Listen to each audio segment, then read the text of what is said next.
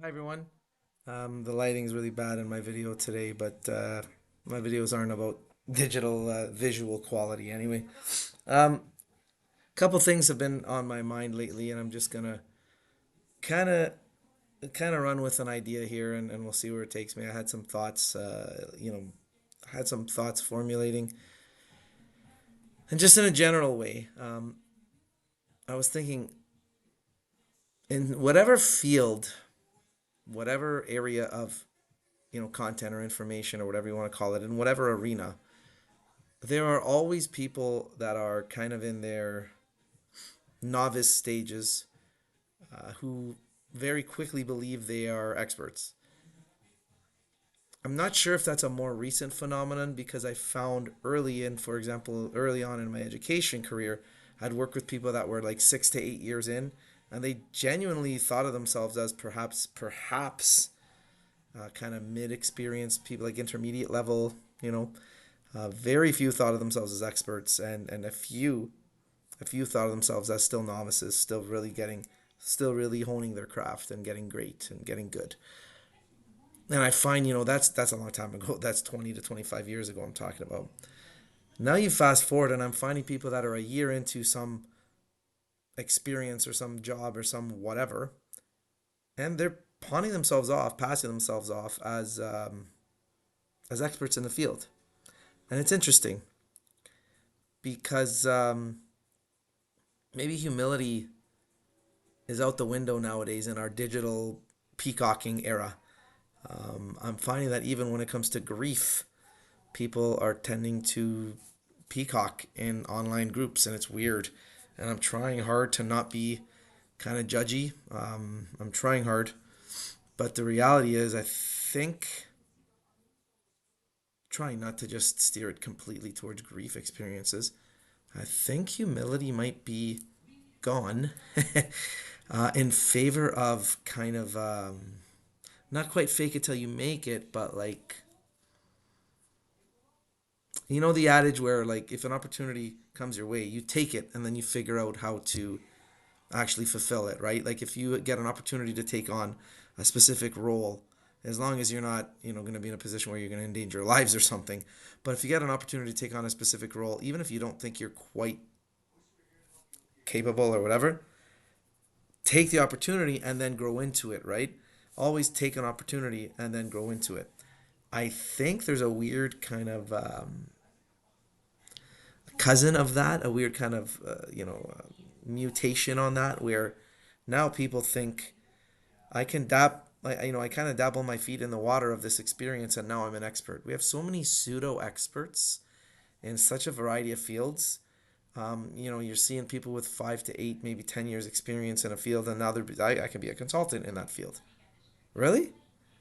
I'm not sure what we've done to compact people's experience and make them so much better at things so much more quickly. I don't think it's a thing. I don't think it's a thing. I think maybe there's this disease in our psyche, in our collective psyche, perhaps we could say in the zeitgeist of contemporariness, where people are imagining that maybe because the news cycle or the social media cycle or whatnot is such a tremendously fast turnaround. Like things are old in a day, things are old in a week. Songs are ancient in a couple of weeks or couple months or whatnot. Maybe we think that you know enduring something for 6 months, for example, is like enormous when we fail to recognize that previous generations, maybe as recent as an older sibling or parent at furthest, had to endure things for years, months, and years, and perhaps even decades, or get good at things over the course of years, or become wise, we'll say, for to give it a very simple way, wise after years of experience. We want to skip it. We want to skip the hard part, and I'm sure that's part of human nature, but we want to skip the hard part now more than ever. We want to be an expert educator in 2 years. We want to be an expert chef, culinary arts, whatnot, in a year. We want to be. It's not real, and maybe that goes off into tangents of general competence in society at large. I don't want to sound like Grandpa Simpson swinging his fist at the clouds. The old man swinging his fist at the clouds. But in any case, I'll bring it down. I'll bring it down. I'll bring it down. I'm just feeling like it's funny that I've, like I said, seeing a lot of social media peacocking, even with grief. And by peacocking, of course, I mean, look at me, look at me, look at me. Um, I find it must be, and I could be wrong, but I find it must be tied in intimately to our current desire to be experts before we've even passed the novice level. And like I said, I'm being redundant and repetitive, but yes, I realize that that's always been kind of probably a human foible. It's probably been a fault of ours as a race and as a species or whatnot you want to call us. We want to skip the hard part. We want to skip from being a novice to being a master, to being the beginner, from the beginner to the you know to the master in a short time frame, and it's just not a thing. So I guess I'm saying whether you're 6 months or a year into a grieving process, or a year into a new career, or a few months into sculpting your body, or a few months into some form of study where you're going to be some type of brilliant, member of academia, whatever all those things are, the earning your stripes idea, the idea that it takes time, is not just a broken system that the boomers and Gen X forced on, to the generations that came after them. Most specifically, it's not just an idea that the boomers forced onto Gen X. Earning your stripes sucks. It's the hard part, and it's the most important part. And you don't earn them just by diving in the water.